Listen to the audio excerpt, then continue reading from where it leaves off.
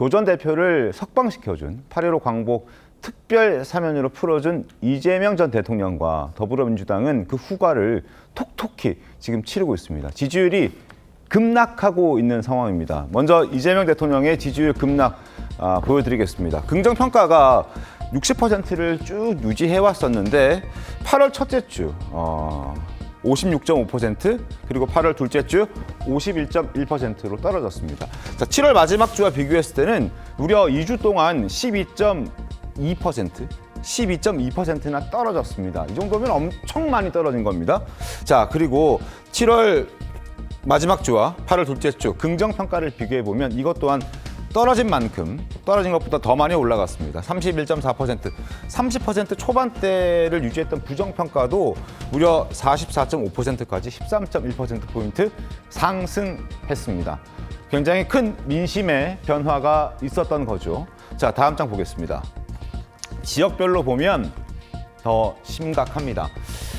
지역별 이재명 대표의 지지도 변화. 인천, 경기 11%포인트 하락했고 대전, 세종, 충청도 6.4%포인트, 서울은 6.2%포인트, 광주, 전라도 5.2%포인트 하락했습니다.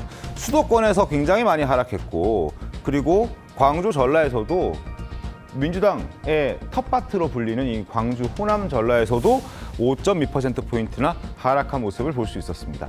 연령대별로 한번 살펴봐 드리겠습니다. 20대, 30대, 40대, 50대 모두 하락했습니다. 20대는 가장 큰 폭으로 9.1%포인트 하락했습니다. 자, 30대는 1.9%포인트, 40대와 50대 여기가 더불어민주당이 두껍게 지지를 해주고 있는 연령대인데 여기에서도 7%포인트, 6.8%포인트 하락했습니다. 그만큼 지금 조국 전 대표와 그리고 윤미향 전 의원, 최광욱 전 의원, 정경심 그리고 등등등 많은 사람들, 정치인이 27명이나 이번에 특별사면 대상자에 포함되면서 그 비판, 후과를 지금 톡톡히 치르고 있는 상황인 겁니다. 더불어민주당의 지지율 역시 많이 떨어져 있습니다. 더불어민주당 지지율 40% 벽이 허물어졌고요. 지금 잘한다 평가를 받지 못하고 있는 국민의힘과도 큰 차이가 없는 상황이 돼버렸습니다. 가만히 앉아서 국민의힘은 지지율이 올라가고 더불어민주당 지지율이 떨어졌다. 그 원인을 어디서 찾아야겠습니까? 자, 시청자 여러분 어떻게 생각하십니까? 저희가 지금부터 목소리 하나 더 들려드릴 텐데요. 지지율 하락에 조 전 대표 사면이 굉장히 컸다라는 분석이 나오고 있습니다. 자, 박덕흠 의원과 조국 전 대표의 목소리 좀 더 들어보겠습니다. 여론 무서운 줄 모르고 강성층이 원하는 대로 강행 폭주만 고집하던 민주당을 향해 국민이 냉엄한 평가가 늘어난 것 아니겠습니까? 이번 여론조사가 지지율 대폭락의 신호탄이 될 것이라고 생각합니다. 화난 민심이 배를 뒤집어 버릴 수 있다는 것을 꼭 기억하시길 바랍니다. 이번에 지지율 떨어진 게 관련해서 저의 사면도 영향이 있었겠죠. 한 N분의 1 정도의 영향이라고 저는 보입니다. 제가 일정한 기여를 했다면 그 점에 대해서는 제가 충분히 받아들이고 제가 앞으로 저희 활동을 통해서 입증을 하도록 하겠습니다.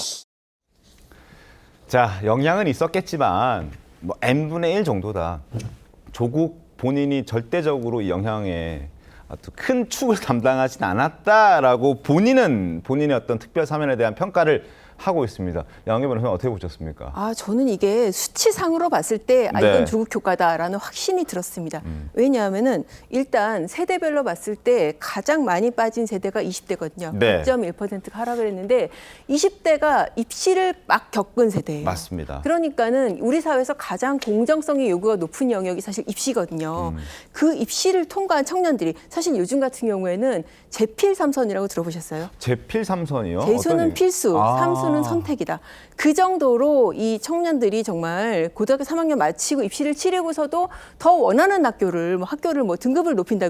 그렇게 해서 계속 입시에 도전하고 이런 상황이에요. 네. 이런 청년들이 보기에는 과거 조국 전 대표의 딸이 제대로 된 수능이라든지 입시를 통해서가 아니라 순전히 부모가 만들어준 스펙을 통해서 허위 경력 증명서라든지 위조 표창장 이런 거를 통해서 의학 전문 대학원에 갔다. 이거는 정말 용납할 수가 없는 거죠. 네. 그런 어떤 그 흐름이 지지율에 반영이 된 것으로 보이고요. 또 40대 같은 경우에도 원래 전통적인 지지층인데 7.0%가 빠졌잖아요. 맞습니다. 40대, 50대 많이 빠진 것도 이것도 보면 학부모예요. 학부모 세대. 학부모. 그렇습니다. 그리고 또 경기 지역 같은 경우, 인천 경기 지역 같은 경우에도 원래 전통적인 민주당 그 강세 지역이잖아요. 맞습니다. 이 지역도 11%가 빠졌는데 이 지역도 사실 입시에 있어서 굉장히 중요한 지역이거든요.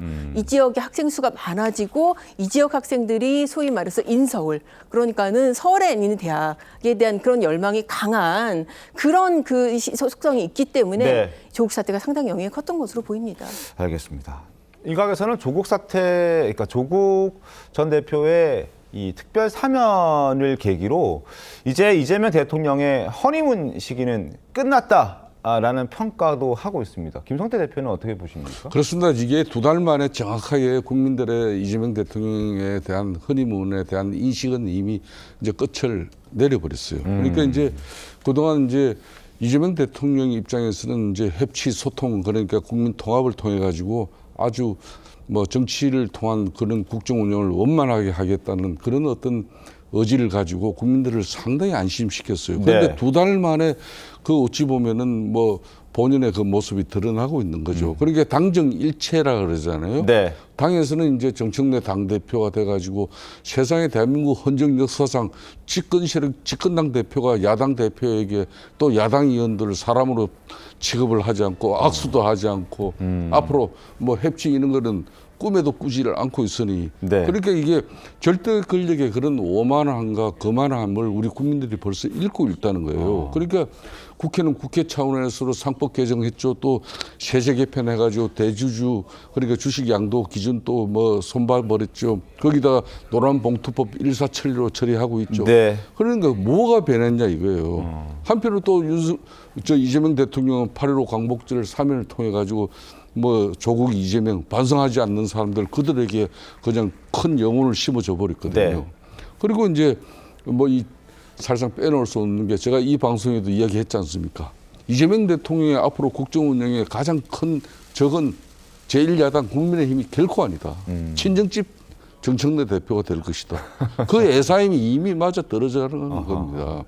그러니까 그런 측면에서 벌써 국민들의 견제 심리가 이제 작동하고 있는 것이고 네. 여기에 이제 국민의힘이 이번 전당대회를 통해서 반듯하게 바로 서고 네. 자정의 변화 쇄신 노력만 가져간다면은 이 절대 권력에 대해서 국민적 견제는 뭐 제1야당에게 힘을 실을 수밖에 없다는 판단이 있을 겁니다. 알겠습니다. 그리고 국민의힘에서는 땡큐라는 말이 등장하기 시작했습니다. 조국 땡큐, 땡큐 조국 안철수 지금 당 대표가 되고자 하는 전당대회 출마한 후보가 이렇게 얘기했는데 2년 연속 정권 교체의 성봉장이 되어주길 바란다. 조국 전 대표의 그 입시 비리 문제로 인해서 문재인 정권이 무너지고 윤석열 정권이 들어섰다라는 평가도 많았고 그래서 이번에 한 번 더 조국 전 대표의 특별 사면을 통해서 한 번 더 정권 교체의 선봉장이 되어주길 바란다라는 메시지를 안철수 의원이 당대표가 되고자 하는 그 후보자가 이야기를 한 것입니다. 실제로 정당 지지율은 많이 요동치고 있습니다. 월등히 앞서가던 더불어민주당의 지지율이 지금 오차 범위 내로 좁혀져 버렸습니다. 이 정도로 지금 문제가 많다. 여러 가지 요동치고 있다는 부분인데 국민의힘이 썩 잘하고 있는 상황도 아님에도 불구하고 저렇게 정당 지지율이 붙었다는 건 그만큼 더불어민주당에 대한 어떤 불편함들이 국민들이 이렇게 얘기하는 것이 아닌가라는 지적들도 있어요. 성치훈 부위원장님 어떻게 보십니까? 뭐 국민의힘의 지지율이 오른 건 반사이익은 반사이익이죠. 반사이익이기 네. 때문에 안철수 의원이 지금 좋아하실 때는 아닌 것 같다는 말씀을 드리고 싶고 일단 본인 당의 전당대회 지금 본인이 후보로 나가 있는 전당대회 결과에 따라서 국민의힘의 전당대회 결과 때문에 민주당이 반사이익을 얻을 가능성도 좀 매우 높다고 보기 때문에 그렇군요. 그러니까 근데 안타까운 건 서로 못하기 경쟁을 하고 있는 거잖아요. 그러니까 이거는 어느 정당 하나라도 좀 빨리 못하기 경쟁이 아니라 반사이익이 아니라 본인들이 잘해서 좀 다시 지지율 회복을 하는 모습을 보여드려야 된다고 말씀을 드리고 싶고 네. 앵커께서 말씀하신 것처럼 몇 주 전만 하더라도 저렇게 정당 지지율이 오차 범위 안에 들어갈 거라고는 상상을 못했죠. 그렇죠. 우리나라 국민들 민심은 이만큼 무섭습니다. 그러니까 최근 한 5년만 보더라도 2020년 때 민주당이 그 총선에서 대승을 했었죠. 네. 21년 재보궐선거, 그 당시 서울시장, 부산시장 재보궐선거에서 거의 한 20%채로 대패를 했습니다. 네. 그리고 불과 22년에 그 국민의힘이 또 윤석열 전 대통령 당선된 이후에 1년 만에 23년 재보궐선거, 강서구청장 선거 때 그땐 또 10몇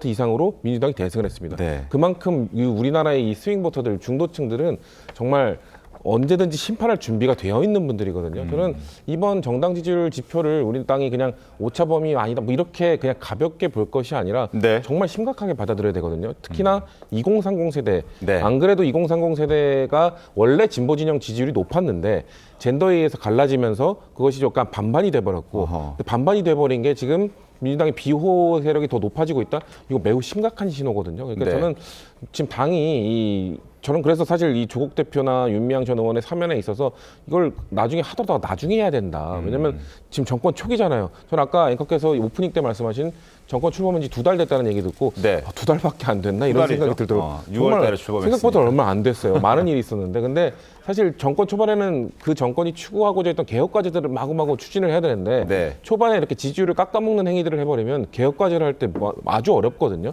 전 개혁 과제를 어떻게든 추진해서 그거를 동력으로 국민들께 인정을 받고 사면이라든지 이런 것들을 해 나가야 된다고 저는 그래서 사면 정국이 들어섰을 때 그 얘기를 했던 건데 사면을 처음에 해버리고 지지율을 이렇게 깎아먹으면 앞으로 개혁까지 할 때 아마 매우 힘들 겁니다.